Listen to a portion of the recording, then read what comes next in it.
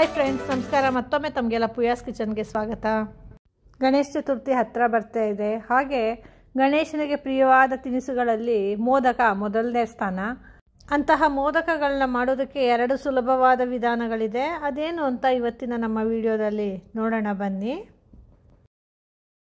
ಮೊದಲಿಗೆ ನಾವು ಇಲ್ಲಿ ಹೂರಣಕ್ಕೆ ಸಿದ್ಧ ಮಾಡ್ಕೊಳ್ಳೋಣ. ಇದಕ್ಕೆ ನಾನು 1 ಕಪ್ ಹಸಿ ಕಾಯಿ ತುರಿ ತೊಗೊಂಡಿದ್ದೀನಿ.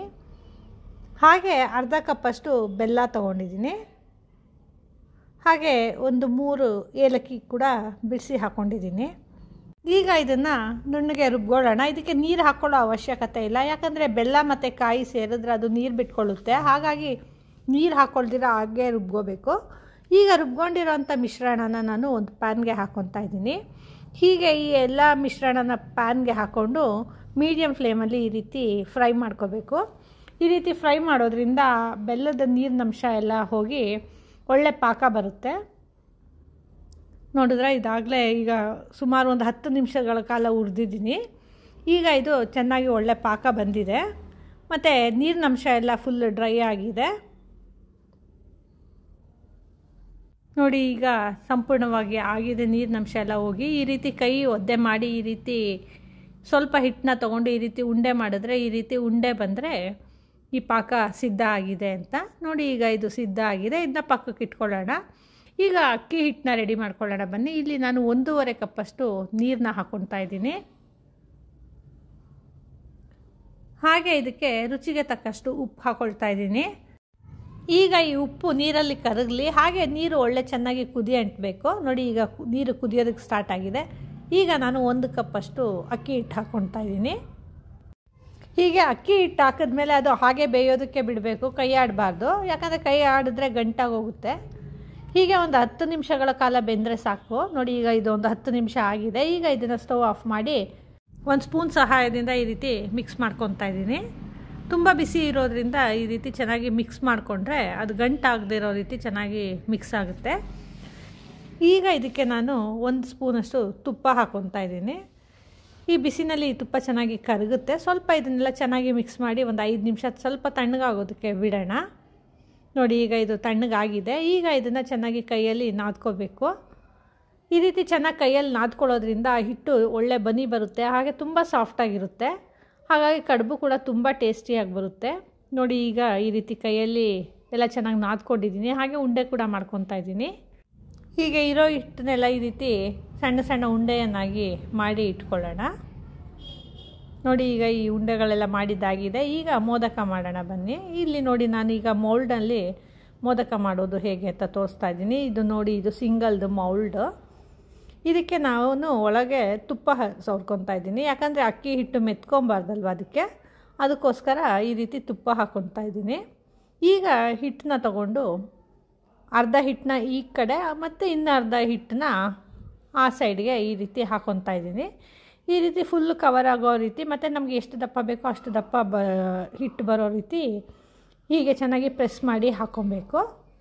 ಈ ರೀತಿ 2 ಕಡೆ ಹಿಟ್ಟನ್ನ ಪ್ರೆಸ್ ಮಾಡ್ಕೊಂಡಿದ ನಂತರ ಸ್ವಲ್ಪ ಹೂರಣ ತೊಗೊಂಡು ಈ ರೀತಿ ಸೆಂಟ್ರಲ್ಲಿ ಇಟ್ಕೊಂಡು ನಿಧಾನಕ್ಕೆ ಈ ರೀತಿ ಪ್ರೆಸ್ ಮಾಡಬೇಕು.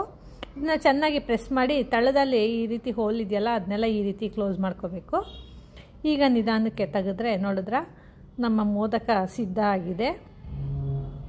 ಇಲ್ಲ ಸೈಡಲ್ಲಿ ಏನಾದರೂ ಸ್ವಲ್ಪ ಗ್ಯಾಪ್ ಇದ್ದರೆ ಈ ರೀತಿ ಕೈಯಲ್ಲಿ ನಿಧಾನಕ್ಕೆ ಮಾಡಿದ್ರೆ ಕ್ಲೋಸ್ ಆಗುತ್ತೆ. ನೋಡಿ, ಈಗ ಮೋದಕ ಸಿದ್ಧ ಆಗಿದೆ. ಅದೇ ರೀತಿ ನಾನು ಮಾಡ್ಕೊಂಡಿರೋ ಹಿಟ್ಟಲ್ಲಿ ಇದೇ ರೀತಿ ಮೋದಕ ಮಾಡ್ಕೊತಾ ಇದ್ದೀನಿ. ನೋಡಿ, ಈ ರೀತಿ ತಳದಲ್ಲಿ ಎಕ್ಸ್ಟ್ರಾ ಹಿಟ್ಟಿರುತ್ತಲ್ಲ ಆ ಹಿಟ್ಟಲ್ಲಿ ಈ ರೀತಿ ಕವರ್ ಮಾಡ್ಕೋಬೇಕು. ನೋಡಿದ್ರೆ ಎಷ್ಟು ಈಸಿಯಾಗಿ ಮೋದಕ ಬರ್ತಾ ಇದೆ ಅಲ್ವಾ. ಈ ರೀತಿ ಎಲ್ಲ ಉಂಡೆಗಳಲ್ಲೂ ನಾನು ಮೋದಕ ಮಾಡ್ಕೊತಾ ಇದ್ದೀನಿ. ಈ ರೀತಿ ಮೋದಕದ ಮೌಲ್ಡ್ ಇಲ್ಲ ಅಂದವರು ಕೈಯಲ್ಲಿ ಕೂಡ ಮಾಡ್ಕೋಬೋದು. ಅದನ್ನೇ ಹೇಗೆ ಮಾಡೋದು ಅಂತ ಈಗ ನೋಡೋಣ ಬನ್ನಿ. ನೋಡಿ, ಅದಕ್ಕೆ ನಾನಿಲ್ಲಿ 1 ಉಂಡೆ ಅಕ್ಕಿ ಹಿಟ್ಟನ್ನ ತೊಗೊಂಡಿದ್ದೀನಿ. ಅದನ್ನು ಈ ರೀತಿ ಕೈಯಲ್ಲಿ ನಿಧಾನಕ್ಕೆ ಪ್ರೆಸ್ ಮಾಡ್ಕೋಬೇಕು. ಇದು ಸಾಫ್ಟಾಗಿರೋದ್ರಿಂದ ಪ್ರೆಸ್ ಮಾಡ್ಕೊಳ್ಳೋದೇನು ಕಷ್ಟ ಆಗೋದಿಲ್ಲ. ಆದರೆ ಈವನ್ನಾಗಿ ಬರೋ ರೀತಿ ಸುತ್ತು ಈ ರೀತಿ ಪ್ರೆಸ್ ಮಾಡ್ಕೋಬೇಕು. ಈ ರೀತಿ ಸ್ವಲ್ಪ ಒಂದು ಬಟ್ಲಾಕಾರದ ಹಾಳೆಯನ್ನಾಗಿ ಮಾಡಿಕೊಂಡು ಈಗ ಸ್ವಲ್ಪ ಹೂರಣ ತೊಗೊಂಡು ಇದಕ್ಕೆ ಸೆಂಟ್ರಲ್ಲಿ ಇಟ್ಕೊಳ್ಳೋಣ. ನೋಡಿ ಈ ರೀತಿ ಸೆಂಟ್ರಲ್ಲಿ ಇಟ್ಟು ಈ ರೀತಿ ಸುತ್ತು ಹೀಗೆ ಕವರ್ ಮಾಡಿಕೊಂಡು ಈ ರೀತಿ ಮಾಡಿದ್ರೆ ಈ ಮೋದಕದ ಶೇಪು ನೋಡಿ ಎಷ್ಟು ಬೇಗ ಬರುತ್ತೆ. ನೋಡಿ ಈ ರೀತಿ ಮಾಡಿ ಕೈಯಲ್ಲಿ ಒಂದು ಉಂಡೆ ರೀತಿ ಮಾಡಿದ್ರೆ ಮೋದಕ ಸಿದ್ಧ ಆಗುತ್ತೆ. ನೋಡಿದ್ರೆ ಎಷ್ಟು ಚೆನ್ನಾಗಿ ಬಂದಿದೆ ಅಲ್ವಾ? ಹಾಗೆ ಎಷ್ಟು ಸುಲಭವಾಗಿ ಕೂಡ ಆಯಿತು ಅಲ್ವಾ? ನೋಡಿದ್ರೆ ಕೈಯಲ್ಲಿ ಮಾಡುವಂಥ ಮೋದಕ ಕೂಡ ಸಿದ್ಧ ಆಗಿದೆ. ಈಗ ಎಲ್ಲ ಮೋದಕಗಳು ಸಿದ್ಧ ಆಗಿದೆ. ಇಲ್ಲಿ ಅಕ್ಕಿ ಹಿಟ್ಟು ಹಾಗೆ ಹೂರಣ ಎರಡೂ ಚೆನ್ನಾಗಿ ಬೆಂದಿರೋದ್ರಿಂದ ಹೀಗೆ ಹಸಿಯಾಗಿ ತಿನ್ಬೋದು. ಆದರೆ ಇದನ್ನು ಮಾಡಿದ ತಕ್ಷಣ ತಿನ್ನದೆ ನಿಧಾನಕ್ಕೆ ಇಟ್ಟು ಬಳಸೋದಾದರೆ ಈ ರೀತಿ ಸ್ಟೀಮ್ ಮಾಡ್ಕೋಬೇಕಾಗುತ್ತೆ. ನೋಡಿ ಈಗಾಗಲೇ ನಾನಿಲ್ಲಿ ಬಾಣಲಿನಲ್ಲಿ ನೀರು ಕಾಯೋದಕ್ಕೆ ಇಟ್ಕೊಂಡಿದ್ದೆ. ಈಗ ಈ ಮೋದಕನೆಲ್ಲ ಬೇಯೋದಕ್ಕೆ ಇಟ್ಕೊಂಡಿದ್ದೀನಿ. ಇದು 10 ನಿಮಿಷಗಳ ಕಾಲ ಆಗಿದೆ, ಬೆಂದಿದೆ. ಹಾಗೆ ಲಿಡ್ ಓಪನ್ ಮಾಡಿ ನೋಡ್ತಾ ಇದ್ದೀನಿ. ನೋಡಿ ಅದರ ಎಷ್ಟು ಸಾಫ್ಟ್ ಆಗಿದೆ, ಹಾಗೆ ಎಷ್ಟು ಚೆನ್ನಾಗಿ ಕಾಣ್ತಾ ಇದೆ ಅಲ್ವಾ? ಗಣೇಶನಿಗೆ ಪ್ರಿಯವಾದ ಕಾಯಿ ಮೋದಕ ತಿನ್ನೋದಕ್ಕೆ ಸಿದ್ಧ ಆಗಿದೆ. ಈ ಮೋದಕನ ತುಪ್ಪದ ಜೊತೆ ತಿಂದರೆ ಅಂತೂ ತುಂಬಾ ರುಚಿಯಾಗಿರುತ್ತೆ. ನೋಡಿ ಇಲ್ಲಿ ನಾನು ಈ ಮೋದಕನ ಓಪನ್ ಮಾಡಿ ತೋರಿಸ್ತಾ ಇದ್ದೀನಿ. ನೋಡಿದ್ರೆ ಎಷ್ಟು ಸಾಫ್ಟ್ ಆಗಿದೆ, ಹಾಗೆ ನೋಡಿ ಇಲ್ಲಿ ಎಷ್ಟು ಚೆನ್ನಾಗಿ ಸ್ಟಫಿಂಗ್ ಆಗಿದೆ. ಈ ಗಣೇಶ ಚತುರ್ಥಿಗೆ ನೀವು ಈ ರೆಸಿಪಿನ ಟ್ರೈ ಮಾಡ್ತೀರಾ ಅಲ್ವಾ? ಹೇಗೆ ಬಂತು ಅಂತ ನಮಗೆ ಫೀಡ್ಬ್ಯಾಕ್ ಕೊಡಿ. ಇನ್ನೂ ಹೆಚ್ಚು ವೀಡಿಯೋಸ್ಗಳಿಗಾಗಿ ನಮ್ಮ ಪೂಯಾಸ್ ಕಿಚನ್ನ ಲೈಕ್ ಮಾಡಿ, ಶೇರ್ ಮಾಡಿ, ಹಾಗೆ ಸಬ್ಸ್ಕ್ರೈಬ್ ಮಾಡಿ. ಧನ್ಯವಾದಗಳು.